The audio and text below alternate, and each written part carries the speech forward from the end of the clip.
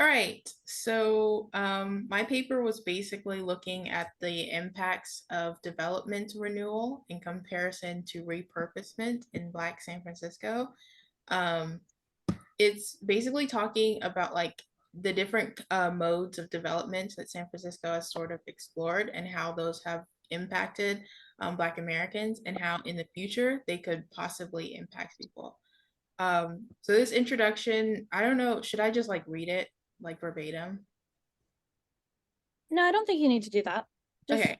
yeah. So this introduction is basically talking about how Black San Francisco is sort of waning, and Black people are sort of leaving the city at higher rates than any other group of people.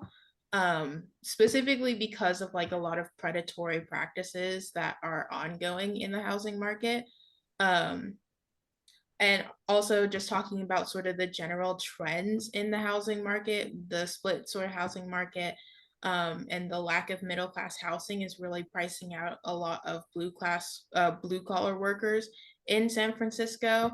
And they have like, development problems and time problems. Yeah, and also that like San Francisco should be trying to live up to its like reputation as like a progressive city. But there are obviously like huge problems when it comes to racial progressivism, especially in terms of housing. And so this is sort of that. So the first section is on urban renewal and redevelopment. It's just sort of going through the history of urban renewal, specifically in terms of the Fillmore Street, because before there was a huge Black community in the Fillmore, there was a majority Japanese community. And then when the Japanese got sent to internment camps, Black people who were moving from the Deep South in the Great Migration ended up getting into the Fillmore. And that sort of turned it into like a Harlem of the West type thing that had like a huge bustling Black community. Um, but unfortunately, in the Fillmore and in areas where Black people tended to settle, there was a huge problem of neglect. There were a lot of landlords who were absentee landlords, and obviously the banks were not giving mortgages out to Black Americans. And so by like 1950, there was a huge epidemic of slums, and so then legislation would end up getting passed across the country that would end up like doing slum removal or urban renewal. Um, and in California, that happened specifically in San Francisco and specifically in areas like the Fillmore and the Western Addition. So this it started in like the 20s, but it really began to be way more popular after World War II. And it was a huge drive to revitalize the inner cities. And it was carried out in two phases, A1 and A2. And Western Addition was really the target of A1, and then the sort of wider Western Addition and the Fillmore was the target of A2. That was like 60s and 70s. And basically, like the Black community was fundamentally devastated by urban renewal. Um, and James Baldwin, who's like a civil rights advocate, ended up saying that like urban renewal means Negro removal, which is like a really popular quote. And basically, what ended up happening is that like city governments and state governments would just seize people's land and give them certificates that like, oh, you can like return when we're done, like making sure everything is good here. But actually, like they were never like actually given the opportunity to move back in. And the really like uh messed up thing about it is that the way that they determine which areas needed urban renewal is that they use this term called blight. And one of the things that would label an area as blighted was literally just a large Black population. So they were very explicit about like, we don't want Black people here. And so like what my conclusion basically of this section is that in the current day, the legacy of urban renewal is so like strong and it hasn't yet been rectified that every time there is anything that even like sounds like urban renewal, um, the community gets like very up in arms against it and is very much against it. Like the Plaza East apartments, like the community is pushing back really hard against that, because even though there are like legitimate health problems happening in the area, like anytime that there's anything that even sounds like urban renewal, then people are just like super against it. And so like I conclude with saying that like the San Francisco Reparations Committee, which is one of its like requirements for getting reparations, or one of the things that make you eligible for reparations, is being targeted or affected by urban renewal. And so I think until that sort of reparation and promise of cessation ends up going through in accordance with the UN Human Rights Commission, then I don't think that urban renewal is like a viable strategy, because it will always be met with like really staunch opposition. Okay, then there's the alternate pathway, which is repurposing and reuse. So building repurposing is sort of a more new thing that's come up, which is that instead of like bulldozing developments and making new ones, old buildings are repurposed and improved to serve the needs of the changing community. A very popular one is like office to residential building repurposements, especially because post-COVID, a lot of San Francisco's offices are like closing. And it's not just like a San Francisco thing, but it is more prevalent in San Francisco because of obviously the kind of workforce that is in San Francisco. And so there's like a huge like drag on the city's tax revenue, because there's so many empty buildings just like lying there. And so people are like, okay, why don't we just turn these into like residential apartments so that we can get rid of this empty office space and alleviate the housing crisis. And then a secondary impact that I saw was that there is a preservation of like architecture when you do building reuse, rather than when you do like urban renewal. Because one of the things that was really impacted by urban renewal is that a lot of the Victorian houses ended up getting demolished and replaced with like more modern houses. But San Francisco is really like popular for its Victorians that managed to survive, especially like the painted ladies.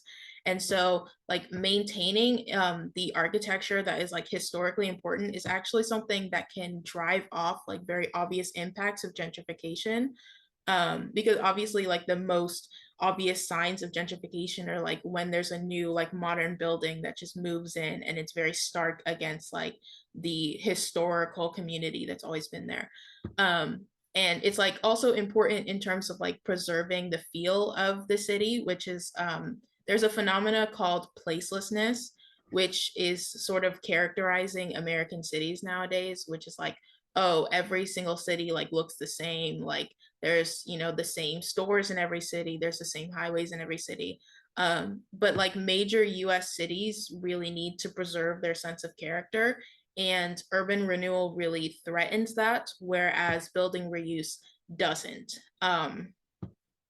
And then so here I talk about Bayview Hunters Point a lot.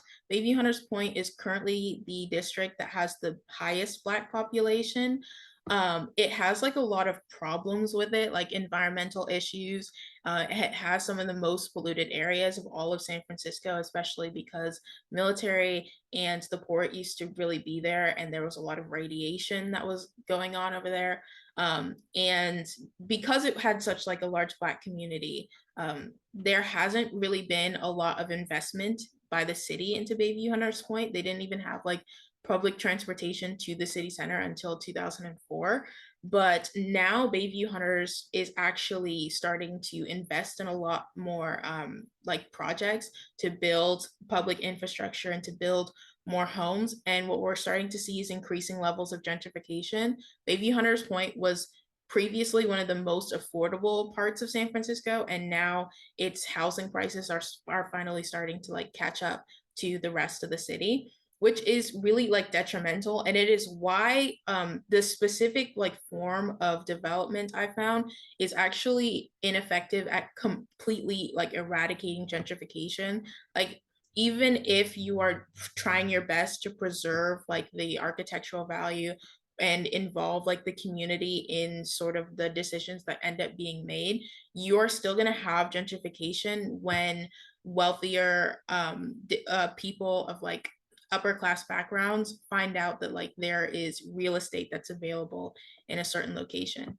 um yeah, so like there needs to be more research basically on how we can prevent gentrification, because like the United States so privileges people that have like money, especially like developers that have money, um that like there's not a good way to keep a community in an area even when there's like cultural and historical value in doing that.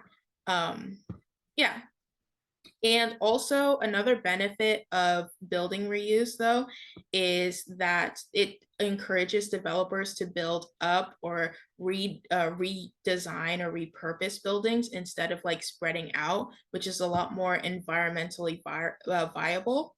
There's an example of like building reuse, which is one that SFUMB ended up pointing out, which is like with the Sierra Madre Apartments, a very historical apartment building that's been in the city since 1913.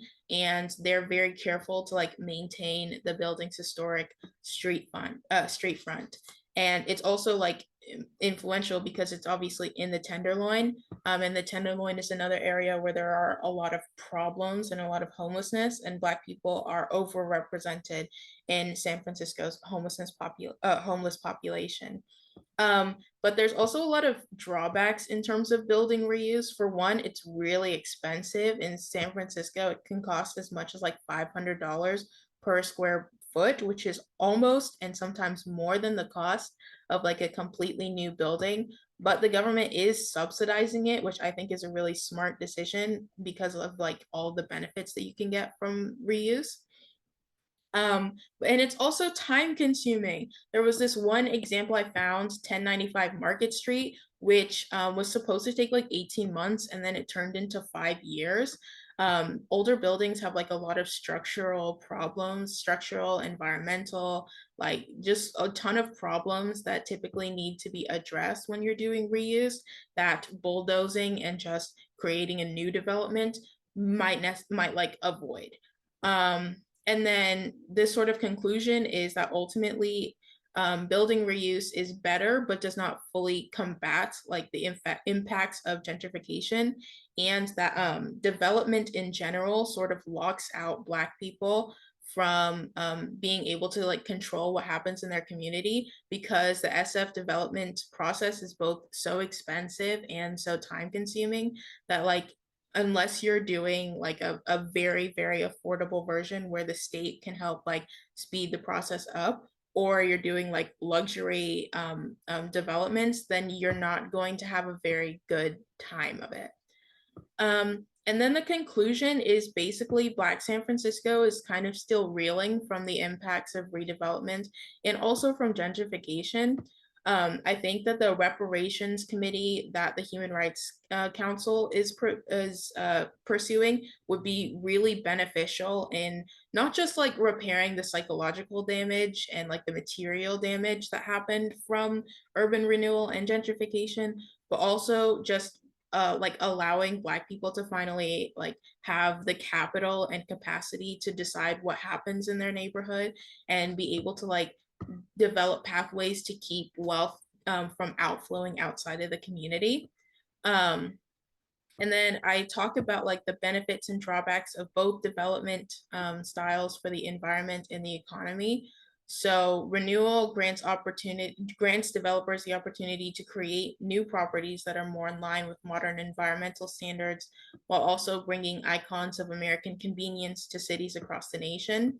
But renewal also has a problem with the environment in that like it encourages developers to like go from like more undisturbed land, whereas like reuse does not, and like encourages developers to take a look at what they already have built and redo them to be like more effective.